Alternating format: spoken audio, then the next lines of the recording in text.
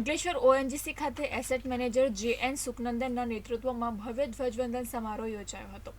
આ સમારોહમાં વરિષ્ઠ અધિકારીઓ, કર્મચારીઓ, કલેક્ટિવ્સના પ્રતિનિધિઓ અને ઓઓએમએસ, સીઆઈએસએફ, એસઆરપીએફ, કેન્દ્રીય વિદ્યાલય અને શિશુ વિહારના સભ્યોનો સહયોગ જોવા મળ્યો હતો।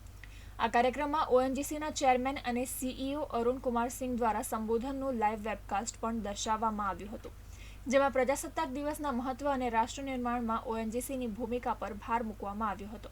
આ પ્રસંગે એસેટ મેનેજર જે.એન. સુકનંદન ભારતીય બંધારણના શિલ્પીઓ અને સાર્વભૌમ, લોકશાહી અને પ્રગતિશીલ ભારતનો પાયો નાખનારા અસંખ્ય સ્વાતંત્ર્ય સેનાનીઓને શ્રદ્ધાંજલિ અર્પણ કરી હતી।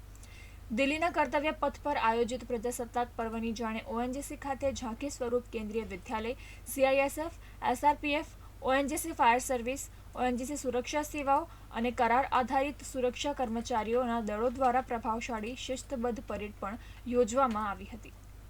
ये जो रिपब्लिक डे सेलिब्रेशन है, सबको हम साथ में लेके करते हैं, बहुत सारा प्रोग्राम्स इसमें करते हैं और ये ऐसे टीम वर्क हमारा जो patriotism and integration of the country का एक अच्छी तरह से एक फंक्शन इसमें होता है।